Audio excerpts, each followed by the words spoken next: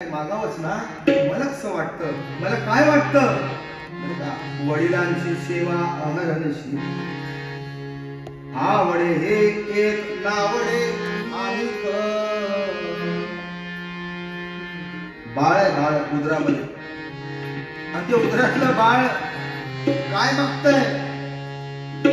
हो, एखादी पोटोशी भगिनी हल्लीची न विचारताच आपल्या पतीला सांगते फोन करून, काय नाही हो, मला असं वाटतंय, मला असं वाटतंय. काय वाटतंय? काय नाही म्हणले, कुठल्या तरी एखाद्या साऊथ इंडियन हॉटेलमध्ये जावं.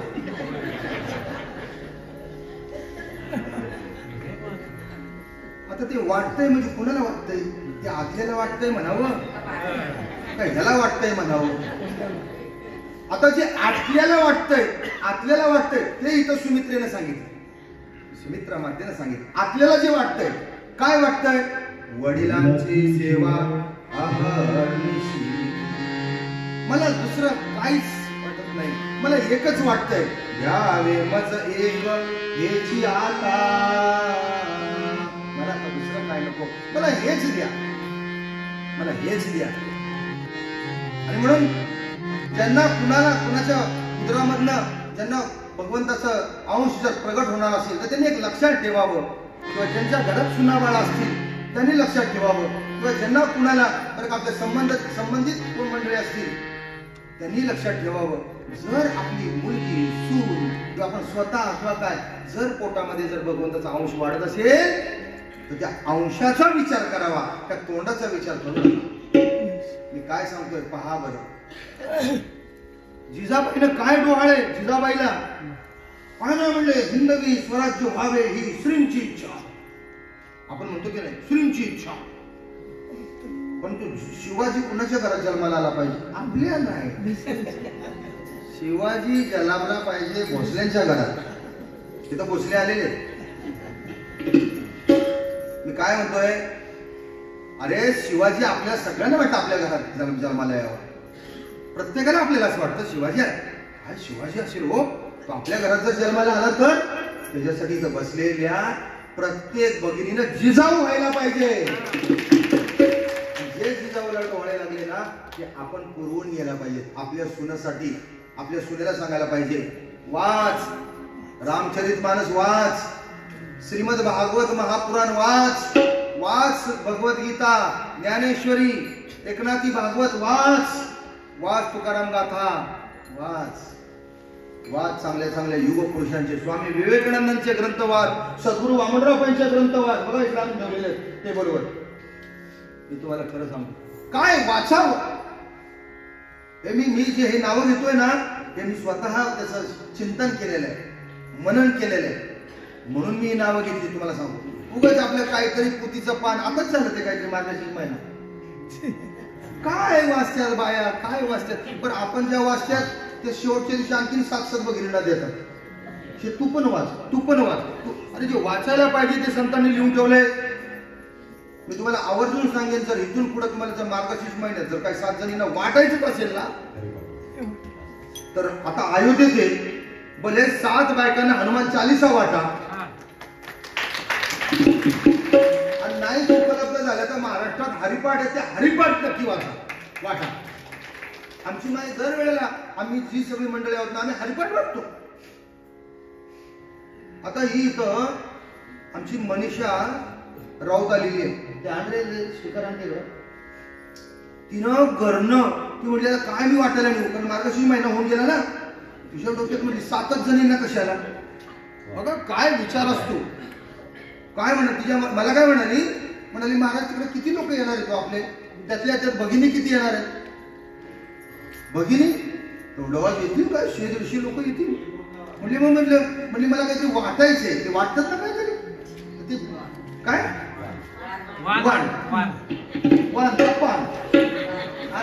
आणि नाही इकडे भाऊ किती वेळ लागतो. श्रीराम भाऊ म्हणजे काय बघाय ना, हे बघा त्यांना सांगितलं स्टिक सांगा तर ते सगळं घेऊन आले, हे स्टिकर द्या हो बस. हे बघ ती म्हणली मला काय वाटायचं, मी काय आणू म्हणलं तुला का. ती म्हणली मी असं करते ना 200 स्टिकरच घेऊन येते, सगळ्या भगिनींना हा स्टिकर वाटते. फुकट. काय दिले याच्यावर?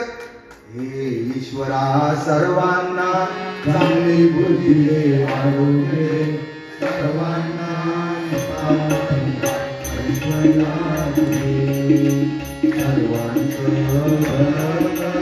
कल्याण कर, रक्षण कर आणि तुझे गोडना.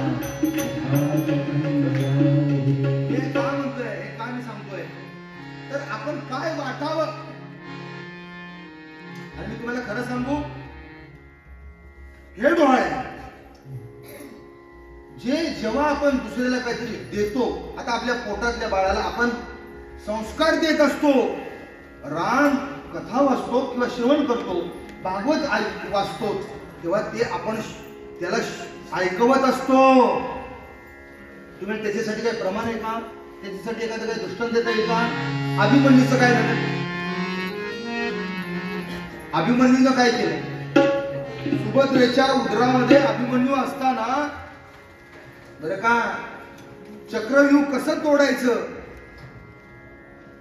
बरं का, घुसायचं कसं, घुसायचं कसं, तोडायचं कसं न कळल्यामुळेच तो अडकला. कारण तिथं नेमकी तिची झोप लागली, आईची झोप. आईची झोप कधी लागल देवाला कळणार नाही, आणि नेमकी जिथं लागायला पाहिजे तिथंच लागली, आणि तिथंच लागली. एक वेळ आधी लागली असती तर बिचारा आत तरी गेला नसता.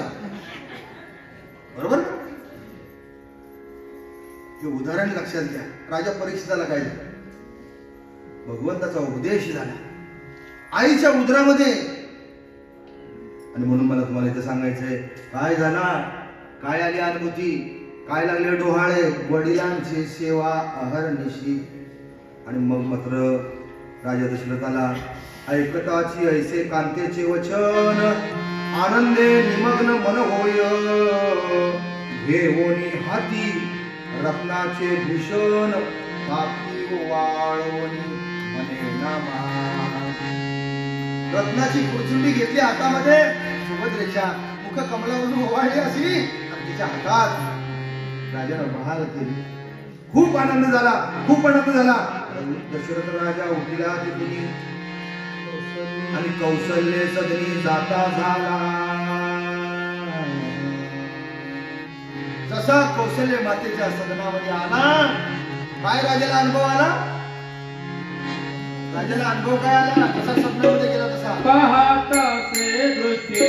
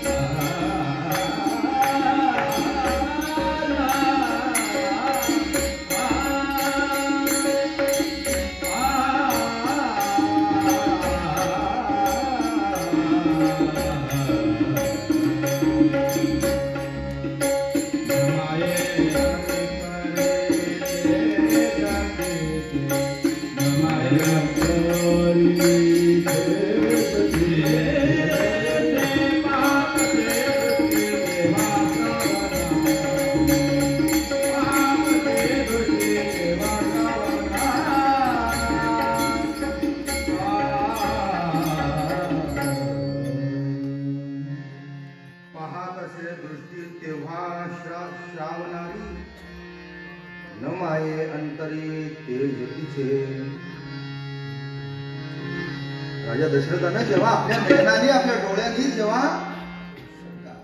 कौशल्याकडे पाहिलं, तेव्हा तिच्या जे सर्वांगावर जे तेज होतं ना, ते तेज न पाहण्यासारखं होतं. न पाहण्यासारखं म्हणजे काय?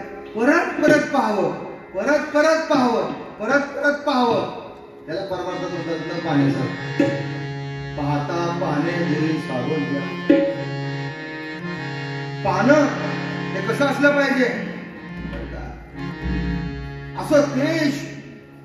आणि राजा दशरथानं जेव्हा ते पाहिलं, मंडळी तुझी हे मानसी होती जे डोहाळे, सांगो वेल्हाळे मज पाशी. कौशल्ये सांग, तुला काय बरं वाटतं? तुझ्या मनीचा भाव मला सांग. तुला काय वाटतं? काय मी द्यावं? मी तुला द्यायला आलोय, तुझे डोहाळे पुरवायला आलोय. डोहाळे या शब्दाचा अर्थ इच्छा. डोहाळे या शब्दाचा अर्थ इच्छा. लक्षात ठेवा. आणि म्हणून जर इच्छाच करायची असेल आणि इच्छाच ठेवायची असेल तर ती शुभ असावी. ती शुभ असावी. आणि ती शुभ इच्छा कशातून येते? शुभ चिंतावे, शुभ इच्छावे, शुभ बोलावे.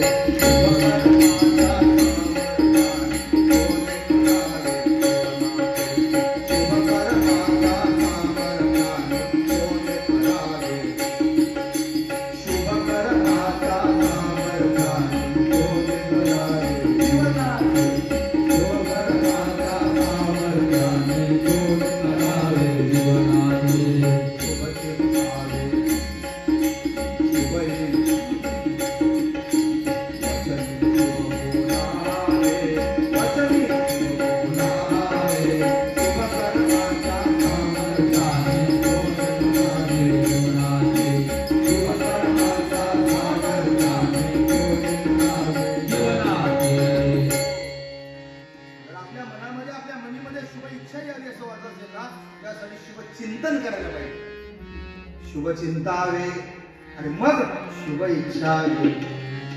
चिंती परात येई घरा अशी म्हण होती आपली पूर्वीची. मला काय नको देऊ, माझ्यासाठी काय देऊ करू नका, माझ्याबद्दल फक्त चांगलं चिंतन करा. पूर्वी म्हणायची.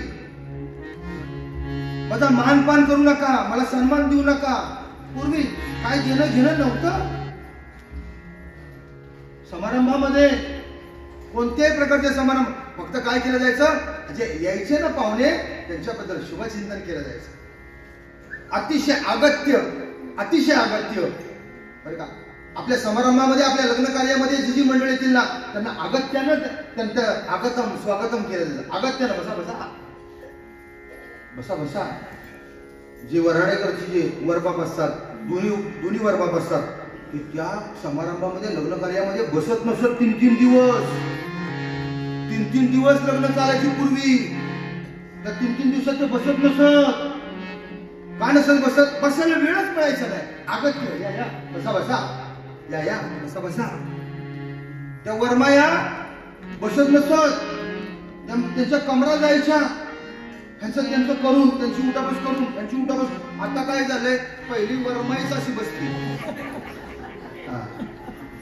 कोण आली? आमच्या मग तिला ती तिकडची जी आहे ना, तो ढीक आहे ना तिकडचा, त्यातली साडी द्या. जवळची आली का तिला इकडची द्या. इकडं 2 बाया, इकडं 2 बाया, साड्या द्यायला. यातली बस. आणि तो बरोबर सुद्धा असा सोप्यावर बसलेला असतो. पांढरे पांढरे कपडे घालून, अशा मोठ्या अंगठ्या बिंगट्या, अशा चैन्या बिन्या घालून. लग्न मुलीचा असतो का मुलाचा असा. आणि फेटा बिटा असा. आता फेट्यांचे पण प्रकार वेगळे. नवरदेवाचा मी समजू शकतो, पण तो स्वतः वरबापाचा वेगळाच फेटा. त्या वर्द असू द्या हो, मला ते मान्य आहे. सगळं तुम्ही करा, मला त्याच्याबद्दल काय नाही. मी आता तुमच्या समोर बसलोय, असाच सकाळी होतो, आताही असाच आहे. माझ्याकडे तुम्ही घरी इकडे रूमवर आला तसंच असणार आहे. मुंबईला गेलो तसंच असणार आहे. ते म्हणजे उद्या पण तसंच असणार आहे. अहो उद्या कशाला? पोराच्या लग्नात पण तसंच असणार. कशाचं काय घेऊन हो. पण येणाऱ्यांना मात्र कंबर मोडून मोडेपर्यंत आपण काय केलं पाहिजे? त्यांचं स्वागत केलं पाहिजे. काय घेऊ नका. पण त्याचं स्वागत करा. कुणी कुणाचं स्वागत करावं? आता इथं आपण सगळेजण आलेलो. मी प्रत्येकाला सांगतो, इथले जे कोण सगळे व्यवस्था करणारे लोक आहेत त्यांना आम्ही सांगतो, आम्हाला कोणी यजमान नाही.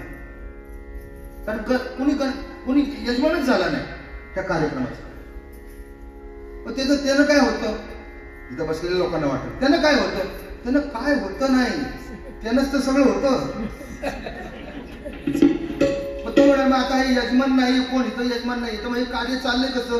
इथं बसल्या प्रत्येक जण यजमान आहे म्हणून हे चाललेलं आहे. प्रत्येक जण इथे यजमान, इथं कोण? सगळे यजमान. मग आता यजमान म्हणल्यानंतर जर प्रत्येक जण आम्ही यजमान म्हणजे तर प्रत्येकाला काय वाटायला पाहिजे? माझा कार्यक्रम म्हणजे काय वाटायला पाहिजे?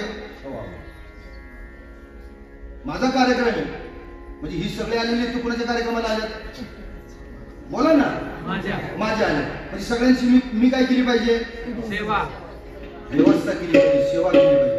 ती कुणी केली पाहिजे? मी. असं प्रत्येकाच्या बाबतीत वाटलं पाहिजे.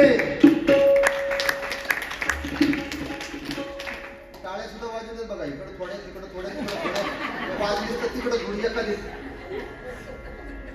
यजमान होणं पैसेवाले आवड. तुम्हाला सांगतो ते नेहमी सांगतात, ते आमचे नानजीबाई येणार त्या धीरूभाई अंबानीच्या परिवाराला नाही भागवत कथा करता आली, अजून नाही रामकथा करता आली. कारण यजमान व्हायचं कोणी? आणि जर कुटुंबाचं कथा करायची ना तर कुटुंबाच्या सगळ्यांनी यजमान व्हावं लागतं, तेव्हा ती कथेचं फल मिळतं. असं नाही सांगत गणेश शेठ म्हणतील आता महाराज मी तुमची कथा ठेवतो आणि तिकडे निवृत्ती शेठ म्हटले नाही बाबा मला नाही जमणार, मला मी दुसरीकडे कुठंतरी मी बिझी आहे. तर गणेश शेठ म्हणतील बरं जा बाबा तुम्ही तिकडे जाऊन या, मी कथा करून घेतो. ते आले कथाकाराकडे सांगायला, म्हणजे महाराज मला तुमची कथा ठेवायची. मी म्हणणार तिन्ही भाऊ आहेत ते म्हणतील नाही आमचे मोठे भाऊ नाही आहेत, कथा होणार नाही. तसं त्या अंबानी कुटुंबात आतापर्यंत झालं. अजूनही कथा, कारण मुकेशला सांगितलं, मुकेश गेला कथा करायला ठरवायला. कुणाची? मोरारी बापूंची. मोरारी बापूंनी विचारलं अनिल नाही आला? ते म्हणले नाही आला, मग त्याला घेऊन या. काय सांगते ह्याचं फार मोठं शास्त्र आहे हो, असं नाही चालत. आणि म्हणून मी एक उदाहरण तुम्हाला दिलं, हा विषय नाही आपला. यजमान व्हायचं आहे ना. आणि मग यजमान कोण? चेहऱ्यावर कळतं. ज्याच्या चेहऱ्यावर कौशल्य मातेसारखं तेज आहे तो यजमान होतो. लक्षात ठेवा, यजमान होतो. मला असलं तरी चालेल, मला नसलं तरी चालेल, पण मी सगळ्यांचा यजमान आहे, सगळ्यांना मी देईन. वारा देतो श्वास, फुले देती वास, माणसाने काय घ्यावे, माणसाने काय घ्यावे. मला माहित नाही, मी सगळ्यांना द्यायला आलोय. कुठे इथंच नाही, जन्मालाच मी द्यायला आलोय हे मला म्हणायचंय. मी जिथं जाईन तिथे मला द्यायचंय. मला मिळेल, मला नाही मिळेल मला माहित नाही. मला कोण मान देईल, मला सन्मान देईल. मी कोणाकडून शिकलो? त्या वाऱ्याकडून शिकलो. वारा देतो श्वास, त्या फुलांकडून शिकलो. फुले देती वास, माणसाने काय द्यावे, माणसाने काय द्यावे. ढग देतात पाणी, पक्षी गातात गाणी, माणसाने काय द्यावे, माणसाने काय द्यावे. झाडी देते छाया, छाया छाया, माती देते माया, माया माया. माणसाने काय द्यावे, माणसाने काय द्यावे. या पृथ्वीच्या पाठीवर सगळेजण देऊन राहिलेले आहेत. सकाळी पक्ष्यांना बोलवावं लागत नाही, सकाळी गायन चालू असतं, ढगांना सांगावं लागत नाही त्यांच्या खर्डीत पण थोडा ये बाबा. जो ठाण्याला आहे तोच खर्डीला आहे, खर्डीला आहे तोच नाशिकला आहे, नाशिकला आहे तोच साताऱ्याला आहे. सर्व ठिकाणी त्याला सांगावं लागत नाही. त्याचं काम एकच, वर्षाव करणं. तो बघून नाही करत बरं का. फुलांनी एकच फुलांचं काम सुगंध देणं, ते बघून नाही. झाडाची सावली ते सांगलीकडचे आहेत म्हणून त्यांना सावली, आणि हे पुण्याकडे हे इकडे विरायचे म्हणून त्यांना चला तुम्ही पुढं. सावली तुम्हाला नाही, फक्त सावलीवाल्यांना सावली नाही. झाडी देते छाया, कोणाला देते? त्याला पाहिजे त्याला माझ्या सावलीत उभा राहा. हे वारा कुणाला श्वास देतो तो म्हणत नाही, तो म्हणत नाही मंडळी बरं का. आता मी मुख्यमंत्री मग ठाण्यालाच माझे ऑक्सिजनचे सिलेंडर तो नाही म्हणत. तो सांगतो सगळ्यांना, वारा म्हणतो सगळ्यांना मी देणार श्वास.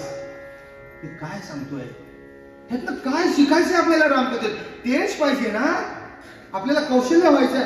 कोणाच्या चेहऱ्यावरती दिसलं राजा दशरथाला? कौशल्याच्या. का दिसलं? सरसमाविष्ट राम रूप धारी